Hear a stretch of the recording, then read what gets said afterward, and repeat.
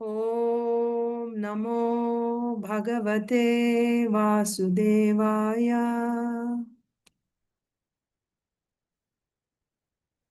ॐ नमो भगवते वासुदेवाय।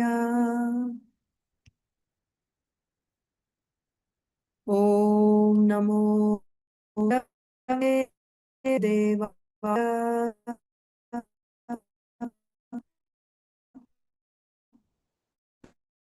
नमृत्या नरं चैव नरोत्तमं देवीं सरस्वतीं व्यासं ततो जयमुदीरयेत्। नष्टप्रायेष्वभद्रेषु नित्यं भागवत सेवया भगवत्युत्तमश्लोके भक्तिर्भवति नैष्टिकी। ॐ अज्ञानतिमिरान्धस्य ज्ञानाञ्जनाशलाकया चक्षुरुन्मीलितं येन तस्मै श्रीगुरवे नमः। श्रीचैतन्यमनोभीष्टं स्थापितं येन भूतले स्वयं रूपः कदा मह्यं ददाति स्वपदान्तिकम्। नमो ॐ विष्णुपादाय कृष्णप्रेष्ठाय भूतले श्रीमते भक्तिवेदान्ता स्वामिन्निति नामिने। नमस्ते सारस्वते देवे गौरवाणी प्रचारिणे निर्विशेषा शून्यवादी पाश्चात्यदेशतारिणे। जय श्री कृष्ण चैतन्य प्रभु नित्यानंदा श्री अद्वैत गदाधर श्रीवासादि गौरभक्तवृंदा। हरे कृष्णा कृष्णा कृष्णा हरे हरे, हरे राम राम राम हरे हरे। ग्रंथराज श्रीमद् भागवतम की जय, श्रीमद् भगवद गीता की जय, श्रील प्रभुपाद की जय, समवेत गौर भक्त वृंद की जय। 1 second. Hare Krishna, dear devotees. I welcome you to today's Srimad Bhagavatam for All session. Am I audible? Are you able to hear my voice clearly, loud enough? You are able to hear me? Just give me a thumbs up. Yes, Mataji. You can hear me. Okay, thank you. Okay. So today is 9th July 2026, and we are in the 534th session of Bhagavad Gita Srimad Bhagavatam. We are reading from Srimad Bhagavatam, Canto 10, Chapter 10, the Deliverance of Nalakuvara and Manigriva. Actually, it's called the Deliverance of the Yamala-arjuna trees. And today's verse is text 14. Let us read text 14, and then maybe we'll read text 15 also. And then we'll discuss after we read the verse first. Text 14. Yathā kaṇṭaka-viddhāṅgo jantor necchati tam vyathām jīva-sāmyaṁ gato liṅgair na tathāviddha-kaṇṭakaḥ yathā kaṇṭaka-viddhāṅgo jantor necchati tam vyathām jīva-sāmyaṁ gato liṅgair na tathāviddha-kaṇṭakaḥ yathā kaṇṭaka-viddhāṅgo jantor necchati tam vyathām jīva-sāmyaṁ gato liṅgair na tathāviddha-kaṇṭakaḥ. Yathā means the way, just as. Kaṇṭaka. Kaṇṭaka means a thorn. Viddhāṅgo. That means Viddha means when you are pricked by that thorn. Anga means in your body. So when your body is pricked by a thorn. Yathā, just as when a thorn is pricked in your body. Yathā kaṇṭaka-viddhāṅgo, jantor. Jantu means generally we say animal or any living being. Na ichchati tam vyathām. What do you understand from this? When you yourself have been pricked by a thorn, you know the pain of that pinprick. You understand how painful it is. So then you will not desire that another person should go through the same pain, because you know how painful it is. When you have undergone that pain, because you have suffered it, you know what that pain is like.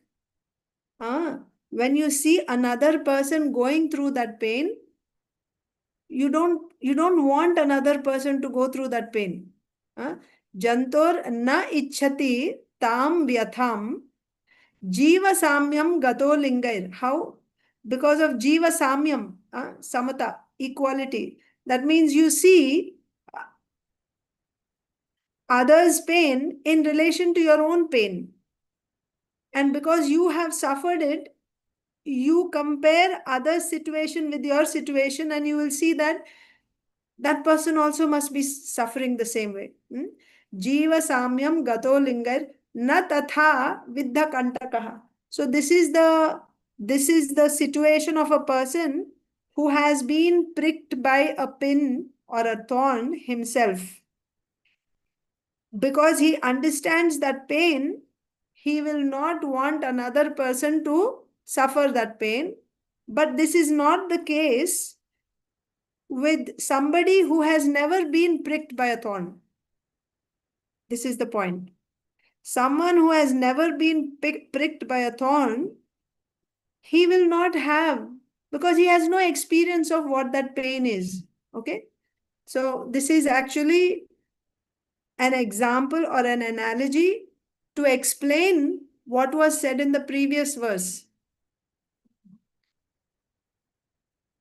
Text 13, which we read yesterday, said, Asataha Sri Madandhasya Daridryam Paramanjanam. For a fool, rascal number 1, that means one who is intoxicated by wealth, and because of that he becomes merciless and he is envious to all living entities. He doesn't even mind killing them for the sake of his own sense gratification. His senses are uncontrolled, and he thinks that his body is eternal. He never dies. He will never become old.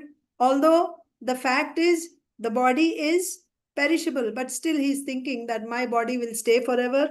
And in that madness, he doesn't hesitate to give all types of pains to other living entities simply for the sake of his enjoyment. And then further on, we saw that body is actually perishable. Its destiny is either it becomes worms, stool, or ashes. And for the sake of that body, this person who is willing to give pain to others, that body which never existed, that means it was not there in the beginning, it's not going to be there in the end. And for the sake of that body, to give pleasure to that body, he becomes envious of all other living entities. Such a person, he is going to go to hell. And he will never understand what is his self-interest. He cannot understand. And the doors of hell are wide open to such a person. So who will act like this? Be envious to other living entities, give pain to other living entities for the sake of this body which doesn't even exist. Doesn't exist means eternally it does not exist. Who will do this?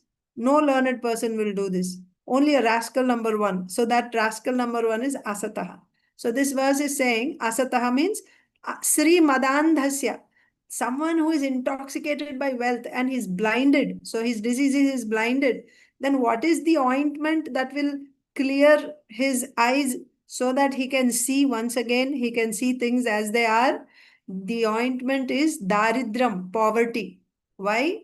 Because a daridra, a poor person, atmaupamyena bhutani paramikshate. He compares, he sees other living entities relative to himself.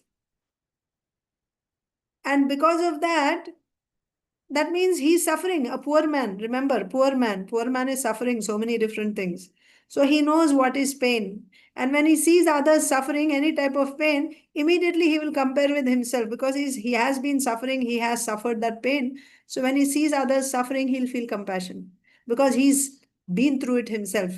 And therefore, he is able to see things as they are. He's able to relate to pain. He's able to relate to pain, right? Pain. So he's able to see things as they are. Material existence means dukkhalayam. It's filled with miseries. Ashashvatam, it is temporary. So a poor man will be able to see this. He's able to see this. Also, however, remember one important point. It's not simply by being poor one gets all this realization and understanding. There has to be the mercy of a devotee. Otherwise, no. Yeah. It's not that just so remember we discussed also if somebody is in prison, it doesn't mean that everyone who's in prison and he goes through punishment, then he comes out all cleaned up and now he's not going to do that crime again. It's not that. Unless someone has that mercy of a sadhu, he won't be rectified. But still, punishment will because that pain will make him little, what do you say? Uh, he basically what Bhagavatam is saying is because he's gone through that pain, he will have an understanding of that pain and he will see others' pain also. He's able to understand things. He's able to see things as they are because of going through that pain. But there is a, last line, an Avaishnava. So, but this also, a Vaishnava will be able to think like this, or at least somebody who is in the mode of goodness, he'll be able to see things. So when you go through this punishment, it'll make you sober. But here, important point is this poverty that's given to Nalakuvara Manigriva, it's the mercy of a Vaishnava. Unless one is brought to the Vaishnava platform, one cannot be good. So in what sense you're talking about good? You can have goodness in, you have these qualities coming from the mode of goodness. And these qualities are naturally produced in a Vaishnava by dint of his devotional service. So when Srila Prabhupada says one cannot have any good qualities unless he's a Vaishnava, because these good qualities unless you connect with the absolute truth, you are on the temporary platform, you are hovering on the bodily platform. Bodily platform means it is illusory. Your identification with this body is false. It's false. You are not this body. So identifying with this body in the mode of goodness, you have, this good quality, that good quality. What is the value of that good quality? That is why Bhagavatam says, Harava bhaktasya, abhakta, one who is not a devotee of Hari, Harava bhaktasya, kuto mahad guna. How he can have any good qualities? He cannot have any good qualities. That means even your so-called, mercy and whatever good qualities you may have, helping the poor and all that, which are coming from the mode of goodness, they are not going to solve your problem in life. You will still be rotating in this samsara tree only. Like we saw yesterday in the Bhagavad Gita. So while here you do some pious activities, you will go higher and then again you'll enjoy and you'll come down again. And then if you commit sinful activities, you'll go down. But you're simply going around in this material existence. So what is the value of your goodness? If you're not a devotee of Hari, what is the value of your good qualities? You cannot have any good qualities, is said. Without being a devotee of Hari, you cannot have any good qualities because you're hovering on the mental plane, on the material plane.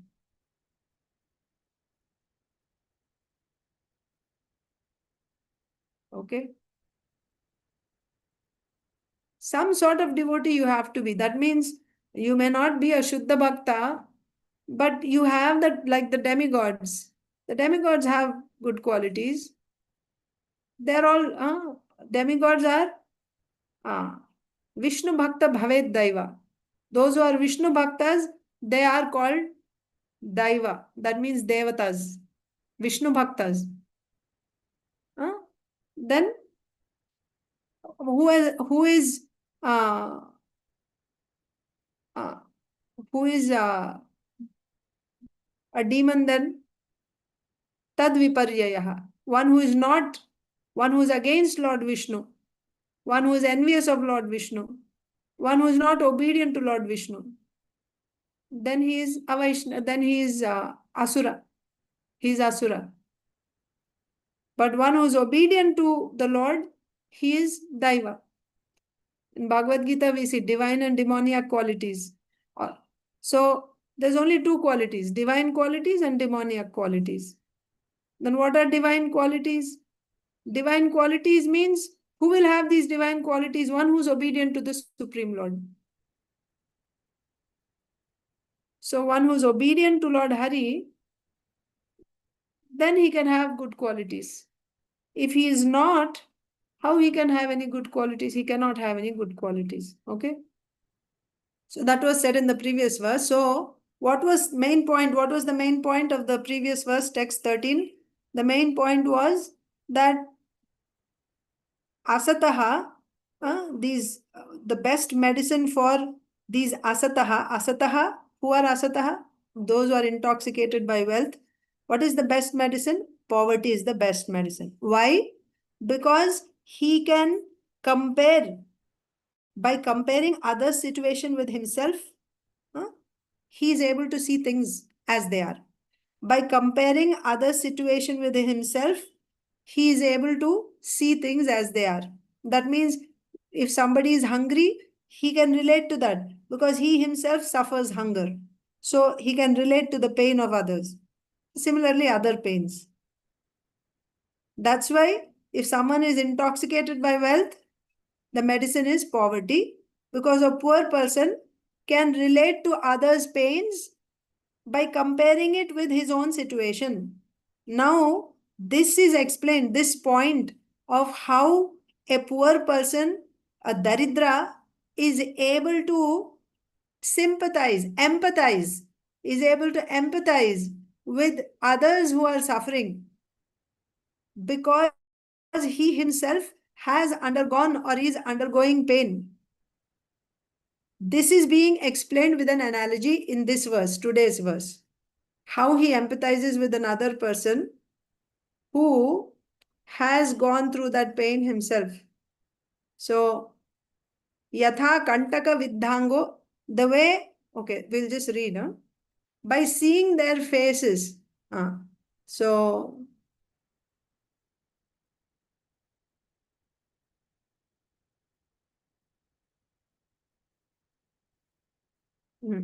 jīva-sāmyaṁ gatah.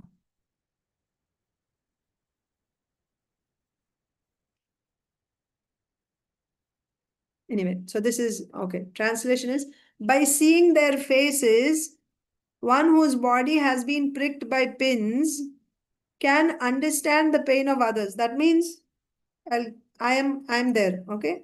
My body has been pricked by pins. So I know the pain of being pricked by pins. Now I look at you. Now you have a pinprick. And when you have a pinprick, your face becomes, like with that pain, right? Your expression changes because of that pain. Simply by seeing your face, I can immediately relate to the pain that you're going through because I have been pricked by pins myself. That's being said here.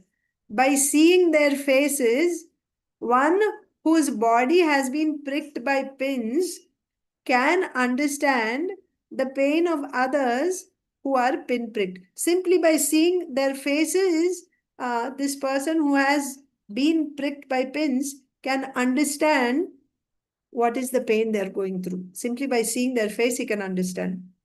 Realizing that this pain is the same for everyone. How he realizes? Because he's seeing everyone like himself. This is the quality. If one is Daridra, because this is the quality, Daridra means anyone who's suffering basically. Disease also. If you have gone through severe pain because of suffering some disease, when you hear another person who has that disease, immediately your heart will go out to that person because you'll feel, poor thing, how much suffering they have to go through now. Because you have gone through that pain yourself. Realizing that this pain is the same for everyone. He does not want others to suffer in this way. So here the example of pinprick is given. He has been pricked by pins. So when he simply sees another person who's been pricked by pin and he sees his face, immediately he will understand the pain that the person is going through. And realizing the pain is same for everyone. It's the same. It's not that my body is eternal, or my body is so precious. Only I feel pain. My pain is pain. The other people are made of stone. Their pain is not pain. They don't feel anything. This is the mentality of a materially intoxicated person. One who has a lot of wealth, who is intoxicated, he will feel like that. He won't care for the pain of others because he cannot relate to their pain.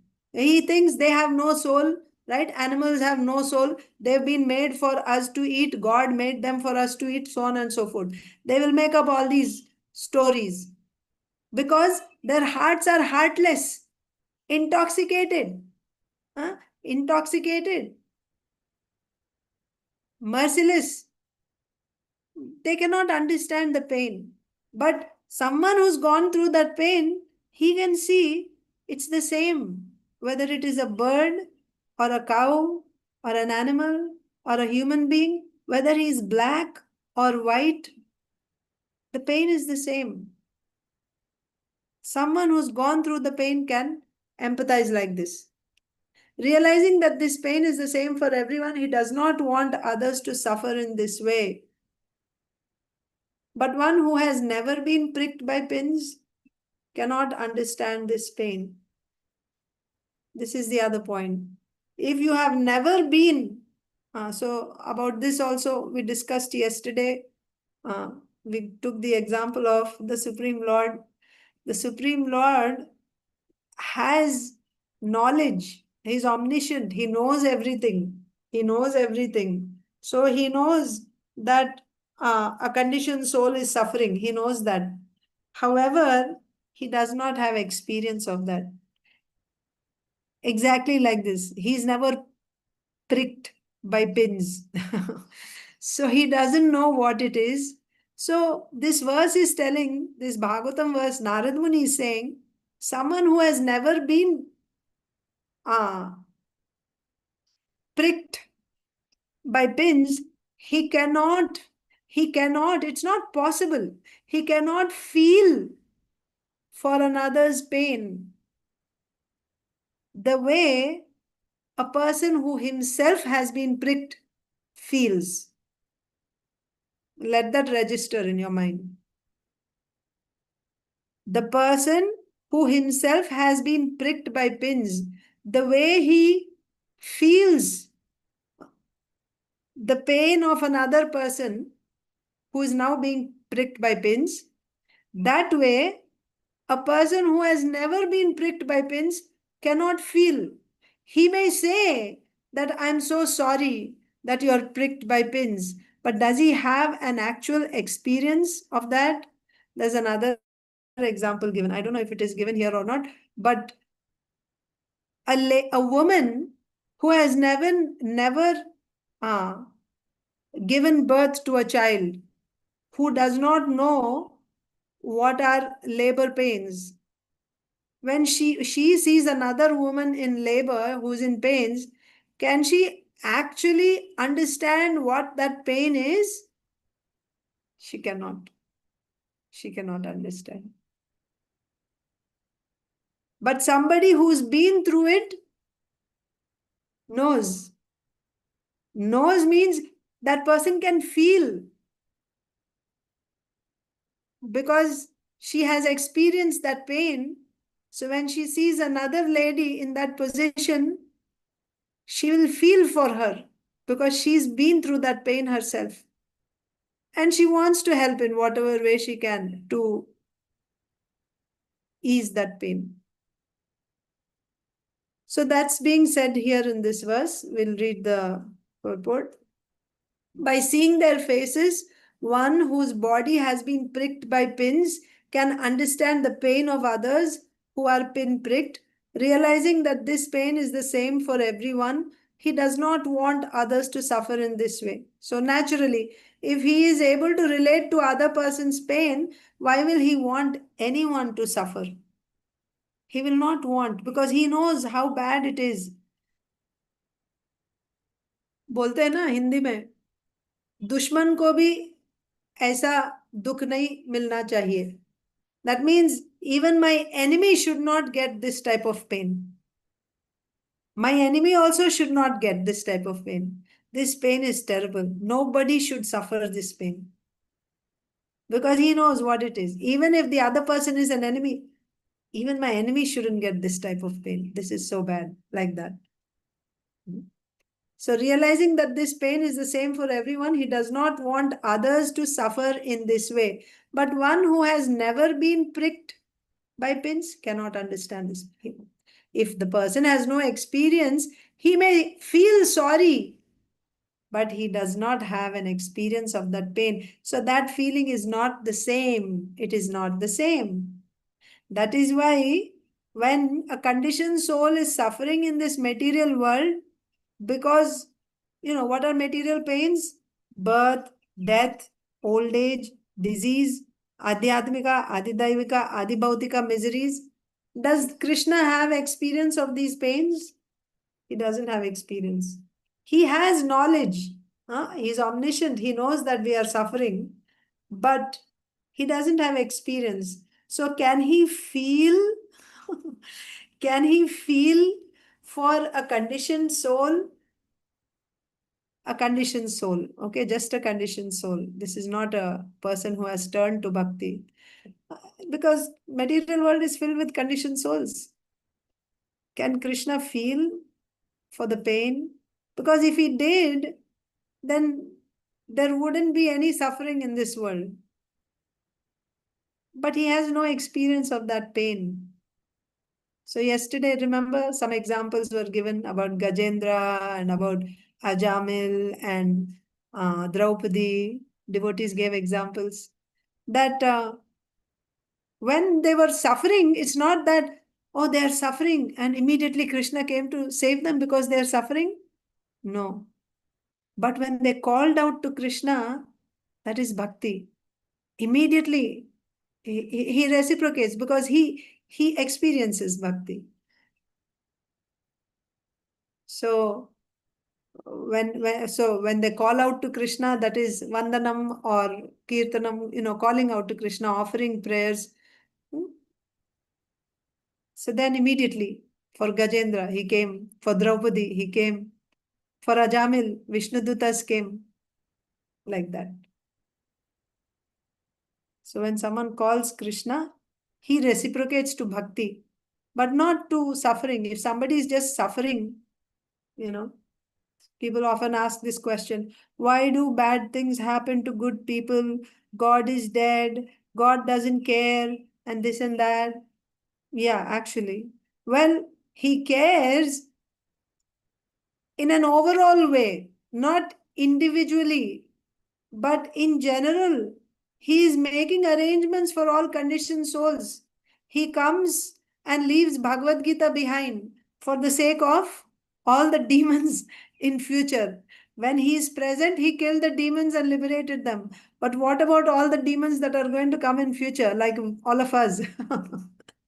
We are the future demons who came. So for our sake, out of compassion, he left Bhagavad Gita. He left Shastra for us. He sent Shastra. He left Bhagavad Gita. He performed pastimes which are there, right, in Bhagavatam. So he left Bhagavatam for us, he left Bhagavad Gita for us, and he sends his devotees also from time to time. That's all. But this is for everybody in general. And then he sends his devotee, he doesn't dictate to the devotee, go deliver this person, that person, that person. No. Because if he did that, then he will get this akshepa. Akshepa means this blame. The Lord will get this blame that he's partial. He says, Samoham sarvabhutesh. I'm equal to everyone. Name dveshyosti na priyaha. Nobody is dear to me. Nobody is my enemy. I'm equal to everyone. So he has to keep that. So therefore, he doesn't interfere with conditioned souls. He will select my people and other people. No. But bhakti, ye bhajanti tu mam bhaktya maite teshu. So when someone does bhakti, then immediately that person becomes his person. Then he will break rules, whatever, for the sake of that person he will do. For bhakti, because he's reciprocating to bhakti. So now people will say, oh, he's partial to devotees, then you also become devotee. Who's stopping you? Yes, he's partial to devotees. He's saying openly he's partial to devotees. But that is not, being a devotee is not limited to certain people. That's open to anyone. Anyone can take to bhakti. Of course, who will take to bhakti? Only one who receives the mercy of a devotee will be able to take to bhakti. And therefore, it goes very well with this pastime. Our saving grace, or for a conditioned soul, why just conditioned soul? Beginning certainly, but at every step of our devotional life, we are completely dependent on the mercy of the Lord's devotees. The type of devotees you associate with, that is the type of bhakti you will cultivate, you will develop. That is the type of faith you will get. That is the type of taste you will get. It all depends on the type of devotees that you're associating with. If you're associating, hearing from serious devotees, you will also develop faith. That is why you should hear from Bhagavatam about these pure devotees. You hear about Dhruva Maharaj, you hear about Kunti Maharani, you hear about Prahlad Maharaj. So by hearing Bhishma Dev's prayers, so when you hear these, you are associating with devotees and also hearing very, very, because what are you looking for in their prayers? You will see their consciousness. They are only expecting pure devotional service. Pure devotional service means simply to please Krishna. Another point is always dependent on Krishna. Always dependent on Krishna. No expectation, no complaints. Life may treat you in whichever way, but a surrendered devotee simply depends on Krishna without any complaints. So how we will be able to develop these qualities? When we hear we hear about these devotees, these qualities from pure devotees. Because pure devotees will give you the conclusion of pure devotional service. That is the point. If you don't hear from pure devotees, they will derive some other lessons from these pastimes.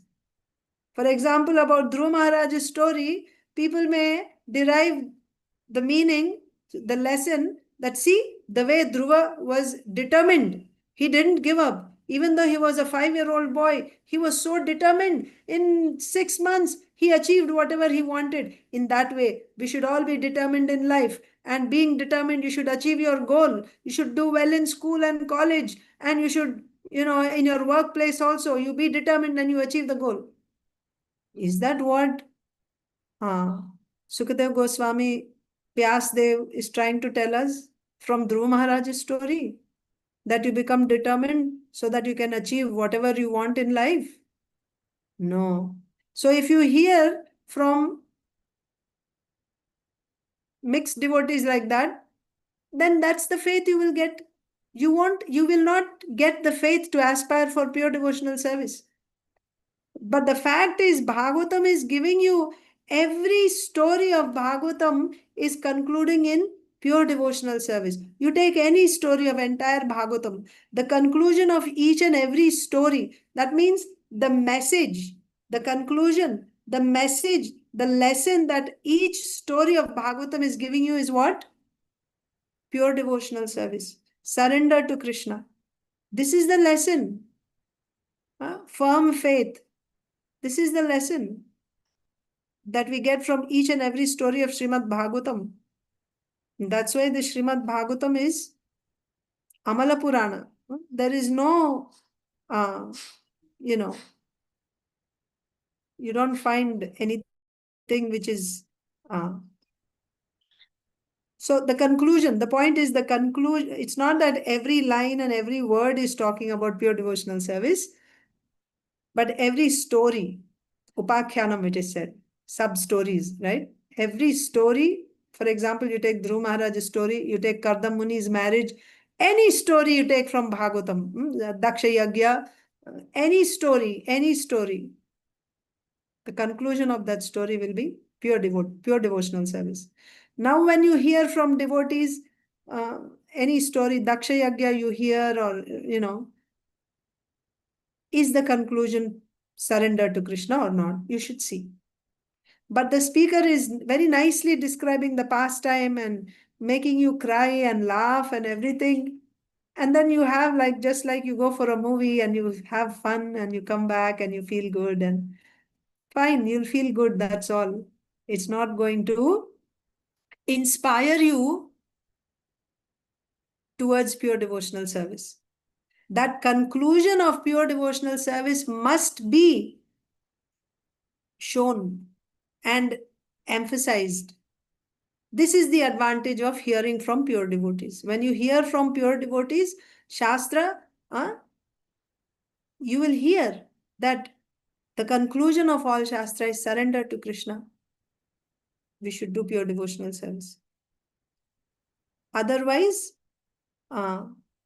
you will not be inspired. You can only be inspired up to the level. So that's why the association is very important. The type of devotees that we are hearing from, the type of devotees that we are associating with, that's the type of faith we will also develop. So let's read this purport. There is a saying, the happiness of wealth is enjoyable by a person who has tasted the distress of poverty. Yesterday's purport also this came. Srila Prabhupada said that if a wealthy man has been a poor person in the past, now he is wealthy, but he was poor at some point. Now when he becomes wealthy, because he understands the pain of poverty, he will open schools or hospitals like that to help poor people. Like that, giving them free education, free medical facilities. So the happiness of wealth is enjoyable by a person who has tasted the distress of poverty. Also, this is just like, just Shastric points which are also written by authors and writers, in the mundane world also. I just remembered when I was in, I think, middle school or high school, in the English textbook, I forget, I think it must be in middle school. It just stuck in my head that one who has never seen darkness cannot appreciate light.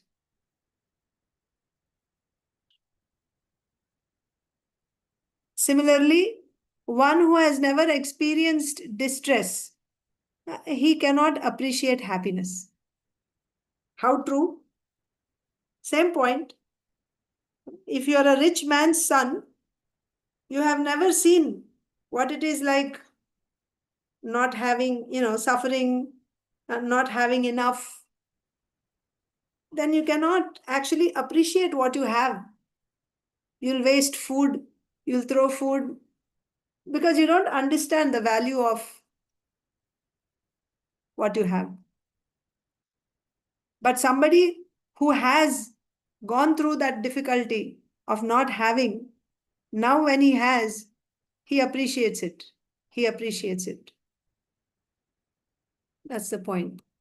So the happiness of wealth is enjoyable by a person who has tasted the distress of poverty.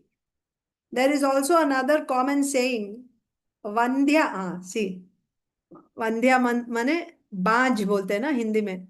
Vandhya means a woman who cannot give birth to children, right? Who's, yeah, I don't know what you call in English.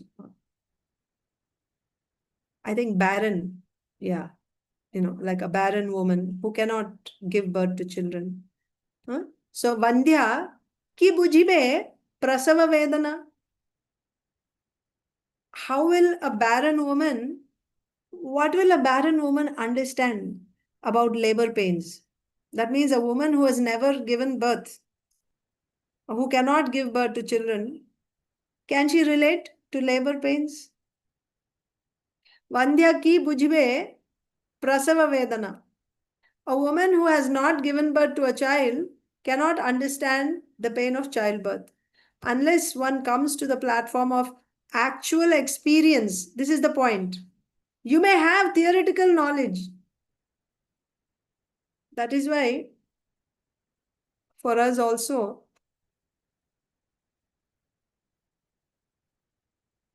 realization is very important, isn't it? And how you will get that realization? You'll get realization by doing sadhana. Because realization is given to us by the Lord. On the path of bhakti, you get realization. By the Lord's mercy, you get realization.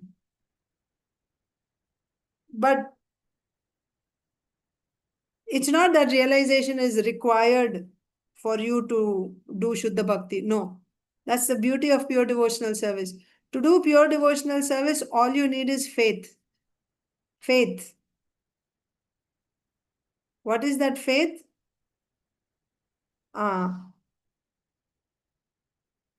What is that? Krishna Bhakti koile sarva karma krita hoy. Krishna Bhakti koile sarva karma krita hoy. That means if I simply did Krishna Bhakti, I didn't do anything else. I don't do anything else. If I only do Krishna Bhakti, everything is successful. All my, I've done everything. My life is successful. I don't need to do anything else. I don't need to do this and that and that and that. No need, no need. But who will do that? Haridas Thakur was chanting 24 hours. Was he not getting food? Was he not living? He was living. But who can do that? One who has that faith or one who has that taste. One of the two things you have to have. Either you have to have faith or you have to have taste. Taste is a higher level. It's a higher level. Lower level is faith. So we will obviously aspire for faith first, right? Because if we don't have taste, then we must try for faith. If you have faith, then only you can do that. Simply doing bhakti, everything is perfected. I don't need to do anything else. I don't need to take medicine. I don't need to work. I don't need to cook. I don't need to do anything. If I simply did bhakti. And also bhakti, also how you will do? You have to do according to the instructions given by Acharya, Guru, as given in Shastra. You have to follow bhakti like that. So then when you practice bhakti like that, if you have faith and if you perform sadhana, by that sadhana, then Krishna reciprocates and he'll give you realizations. He'll give you realization or actual experience you will get. Unless one comes to the platform of actual experience, one cannot realize what is pain and what is happiness in this material world. So here we are talking about what experience? Experience of, like, actual experience of pain. You've gone through that pain yourself. Unless one comes to the platform of actual experience, one cannot realize what is pain and what is happiness in this material world. The laws of nature act accordingly. If one has killed an animal, one must himself be killed by that same animal. This is the law of nature, the scientific law of nature. Because you have to experience what you have given to the other person. Unless you experience, you don't understand what you have done. When you kill someone, you don't know what that person is going through. When you yourself are put through that, then you understand what I did to the other person.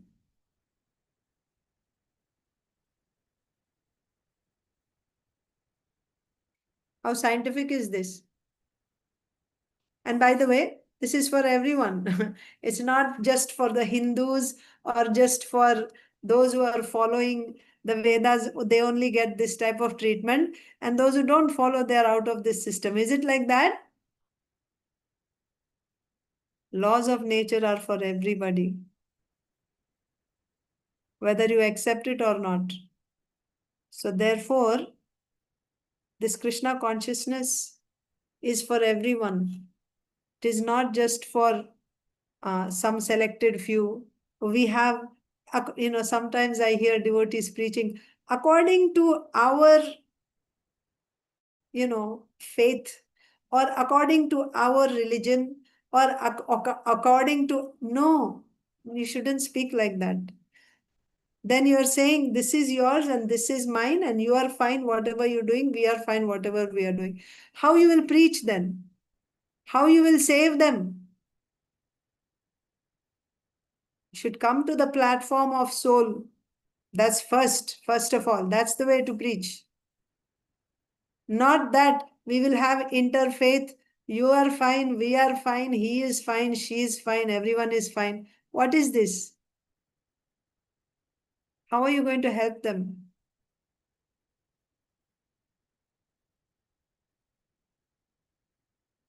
Not like that.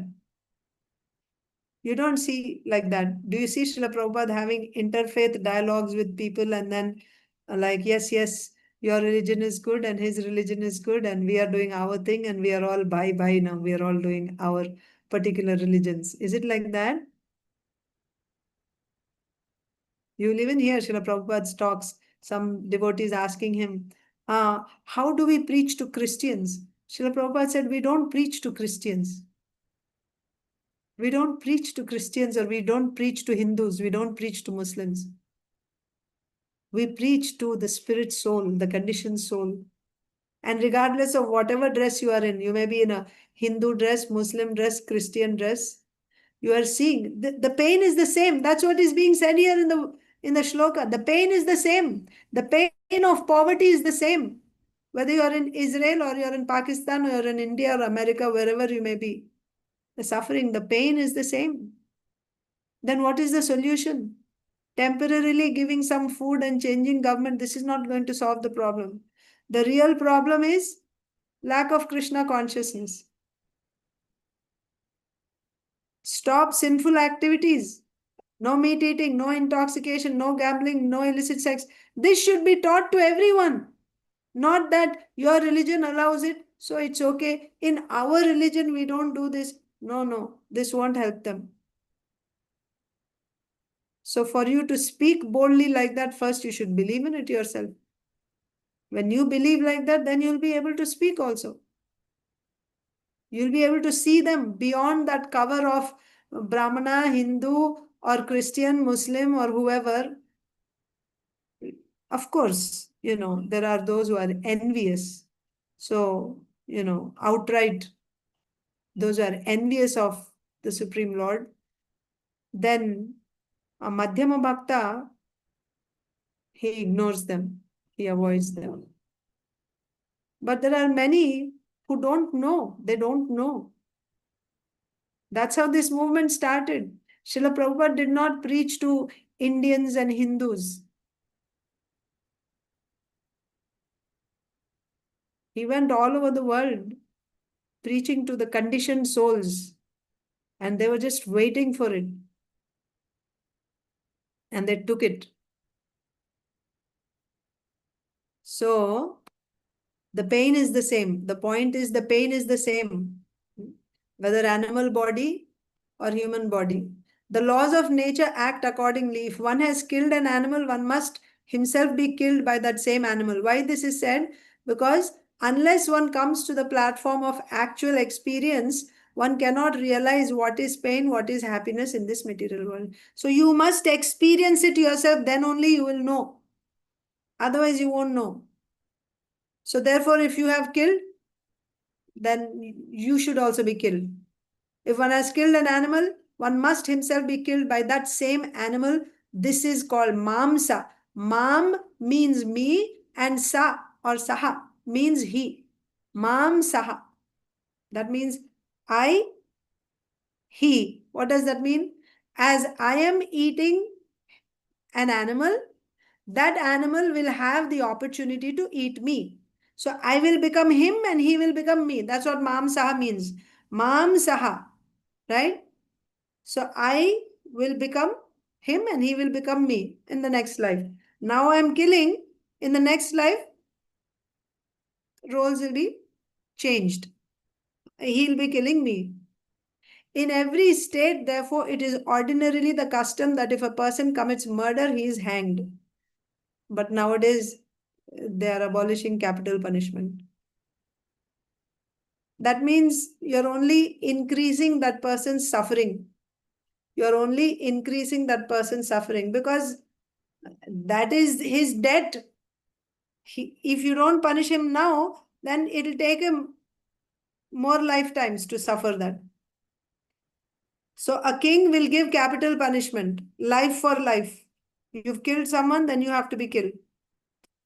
Then that, that account is now squared. So he can move on now.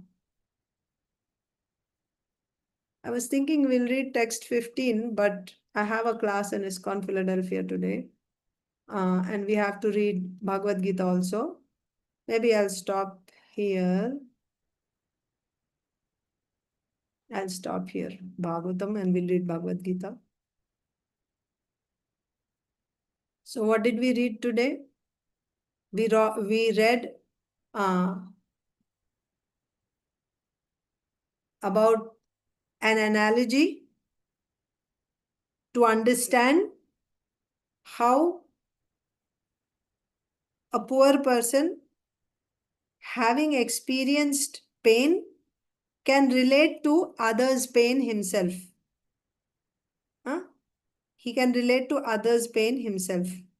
Therefore, for a person who is intoxicated by wealth, poverty is the right medicine. Narada Muni is saying this. And then Narada Muni himself is giving this analogy. The way when a person is pricked by a pin, he feels simply by seeing another person who's pricked by pins, simply by seeing his face, he can understand what is the pain. That way, a person who has never been pricked cannot feel. That's what is said in today's verse. The next verse we will read tomorrow. Yes, Mataji, Saujanya Mataji. So, Mataji, the context is still where after the Damodar Leela, Narad Muni is telling those two Gandharvas. And in that context, he is preaching them. Am I right, Mataji? So what is the context is that after Damodar Leela means Yashoda Mai tied up Krishna and went inside to do her work, and Krishna is trying to become free, asked his friends and even the ladies, they all felt, that, because Yashoda Mai tied, they could not untie. So they were kind of feeling sorry for Krishna, but Yashoda Mai said, all of you go to your home now, do your work. So she also went inside. The boys came.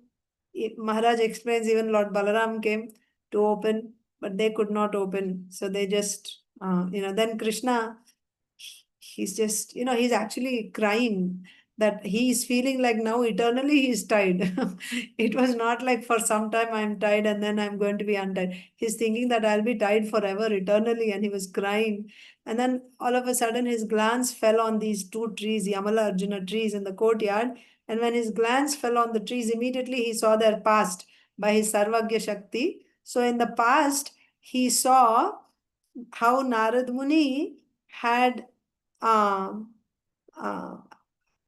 cursed them, how they were intoxicated by wealth, and how Narada Muni cursed them to become trees. But what is Narada Muni's intention? That they will receive Krishna's mercy, they will see Krishna's pastimes. Because his devotee Narada Muni desired that Nalakuvara and Manigriva should get prema, should get bhakti, therefore Krishna decided, I must deliver these two trees. And he started moving towards those trees. That's where the previous chapter ended. Then at the beginning of this chapter, so the next 10th chapter, Sukadev Goswami is asking, Parikshit Maharaj is asking Sukadev Goswami, Narad Muni, such a great devotee, they don't get angry. But Narad Muni became so, affected by the mode of ignorance that he became angry and he cursed. What did these two do? What type of abominable activity did these two do, sons of demigod Kuvera, do, that even such a great soul as Narad Muni got angry on them? Please explain this to me. He wanted to hear. So then, now, Sukadev Goswami is explaining the whole thing, how these two sons, they are associates of Lord Shiva, and their position, and how they are intoxicated by wealth, being the sons of Kuvera, like intoxicated on wine and enjoying with women, in Kailash Parvat, where everyone is, singing.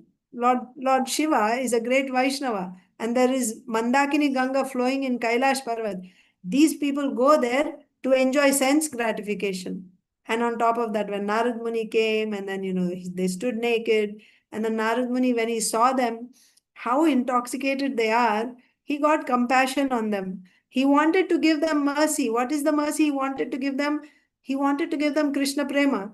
But they were so offensive, so stoned out by their intoxication, they wouldn't be able to take advantage of his mercy. So Narad Muni thought that in order to give them mercy, first I have to give them a curse. By this curse, what is the curse? That they will become trees. So by this curse, their offense will be removed, and what will remain in the end?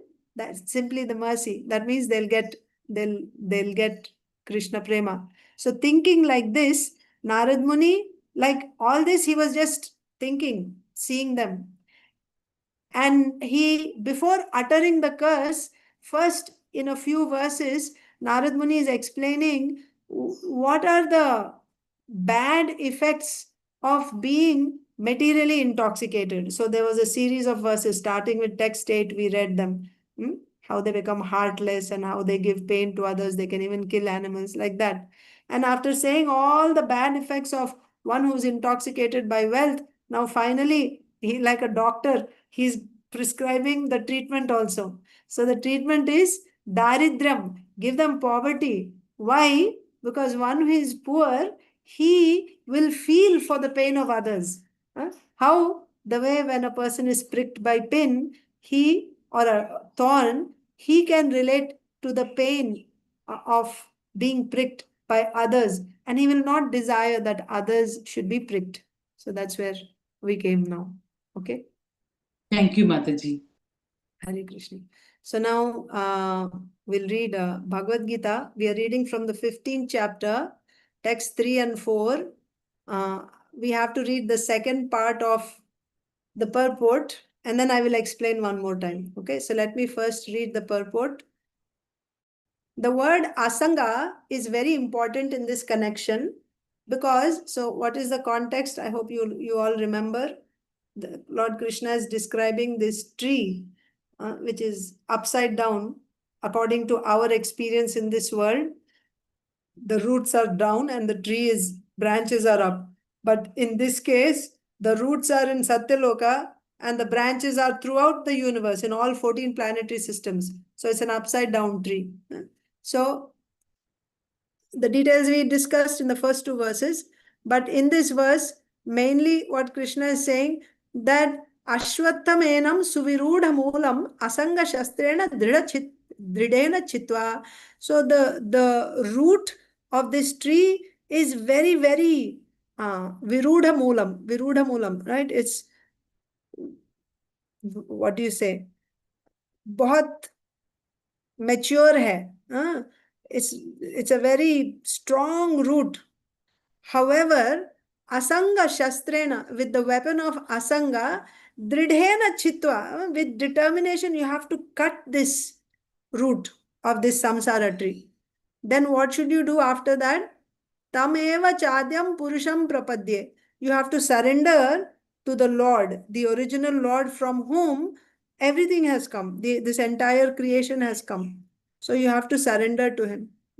And then, in order to go to that place, tatah padam tat parimargitavyam yasmin gatana nivartanti bhuyaha. To go to that place from where one never returns, what should you do? You should surrender to the Supreme Lord. You should surrender to the Supreme Lord from whom everything comes. So here the main 2 points is asanga shastrena dridena chitva, how you have to cut the root of this samsara tree. What is this tree? It is just my material existence or your material existence, each person's material existence. This is my samsara tree. All the different forms of life that I have gone through and the forms of life that I will go through if I don't take to bhakti or if I don't take to spiritual path, transcendental path, I will simply be, going round and round here. This tree will be just expanding and expanding and expanding. You won't know where is the beginning, where is the end of this tree. So you have to cut this tree. And then after that, you have to surrender to Krishna. That's the point. So how to cut this tree, that we read yesterday. Essence is that you will know by coming in the association of persons who are in knowledge of that Supreme. That's the key, right? How you will cut this tree? First of all, you have to get the association of those, and then you have to hear from them. By hearing from them, then you will understand. By understanding, one gradually becomes detached. Then with the weapon of detachment, you have to cut this tree of samsara. Why weapon of detachment? Because this is Jnana Marga. Remember last 6 chapters. So in Jnana Marga, Antakarna Shuddhi means detachment. Nirvinnanam Jnana Yoga. Nirvinna means detachment.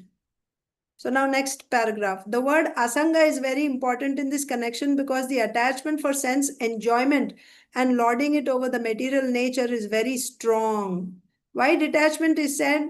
Because all conditioned souls,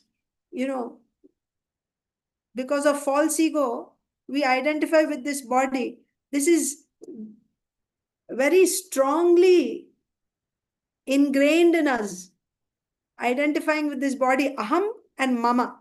This is I am this body, and the people and things related to this body are mine. It's very strong. So therefore, asanga is very important in this connection because the attachment for sense enjoyment and lording it over the material nature is very strong. Therefore, one must learn detachment. Then how to get this detachment? By discussion of spiritual science based on authoritative scriptures. So this exercise that we do every day of hearing from Bhagavatam, hearing from Bhagavad Gita, little by little, it is actually helping us in moving forward, in building our faith.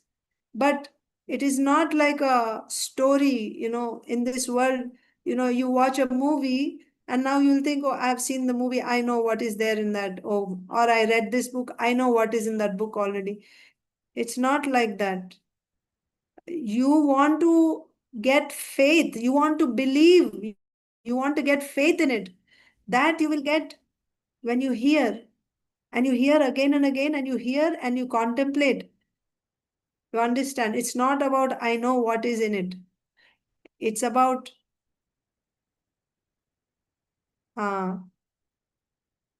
getting conviction. So this hearing is very, very important. Hearing is very important. So the word asanga is very important in this connection because the attachment for sense enjoyment and lording it over the material nature is very strong. Therefore, one must learn detachment by discussion of spiritual science based on authoritative scriptures also, not just whimsically sitting and no, based on authoritative scriptures. Simply discuss what is there in Shastra, not our own speculation on what I think and this and that. No, simply discuss what is there in Shastra. And one must hear from persons who are actually in knowledge. See, am I saying anything different than what Srila Prabhupada is saying? You have to hear from persons who are actually in knowledge, and you have to hear from authoritative scriptures. This will build our faith. And it is that faith which is the qualification to do pure devotional service. Therefore, one must learn detachment by discussing spiritual science based on authoritative scriptures, and one must hear from persons who are actually in knowledge. As a result of such discussion in the association of devotees, one comes to the Supreme Personality of Godhead. As a result of such discussion, in the association of devotees, one comes to the Supreme Personality of Godhead. Means what? Your faith will be in the Supreme Lord. Your faith from all other things will become weakened, and your faith in Krishna will become stronger. Then the first thing one must do is to surrender, because surrender is a symptom of Dridha Shraddha. When you get firm faith, what is the symptom of firm faith? Surrender. Then the first thing one must do is surrender to him. The description of that place, whence having gone, one never returns to this false reflected tree, is given here. So now, description of that place, after going there, one never returns here. So description of that place is given. The Supreme Personality of Godhead, Krishna, is the original root from whom everything has emanated. Because what is said in the shloka? You should surrender to that original person from whom everything has come. So who is that? The Supreme Personality of Godhead, Krishna, is the original root from whom everything has emanated. Even if you say we have all come from Karanodakashai Vishnu, because all conditioned souls are in Karanodakashai Vishnu, but then Karanodakashai Vishnu is an expansion of Sankarshan, Mahasankarshan. Mahasankarshan is an expansion coming from Chaturvyuha, from Narayan. Narayan from the original Chaturvyuha. In that original Chaturvyuha, Sankarshan is actually Balaram. Balaram is an expansion of Krishna. Krishna is from somewhere? No, Krishna is the origin. So the Supreme Personality of Godhead, Krishna, is the original root from whom everything has emanated. To gain the favor of that personality of Godhead, one has only to surrender. Sarvadharman parityaja mamekam sharanam vraja. This is the beginning. He demands it. He demands it. To gain the favor of that, that's why I was telling you, Krishna will give you realization, but when? When you do sadhana bhakti. Sadhana bhakti means Shuddha bhakti. When will you do Shuddha bhakti? When you get Dridha Shraddha. What is the symptom of Dridha Shraddha? Surrender. Without surrender, nothing is going to happen. Don't stay in illusion that I won't surrender to Krishna, I will be doing this, ye bhi chalega, wo bhi chalega, nahi chalega, nahi chalega, nahi chalega, nahi chalega. Surrender, first of all surrender. Krishna says, first of all surrender. Sarva dharman parityaja mamekam sharanam vraja. To gain the favor of that personality of Godhead, one has only to surrender. And this is a result of performing devotional service by hearing, chanting, etc. So hearing, when you hear from Shastras, your faith is becoming stronger and stronger and stronger. When you have firm faith, then you surrender.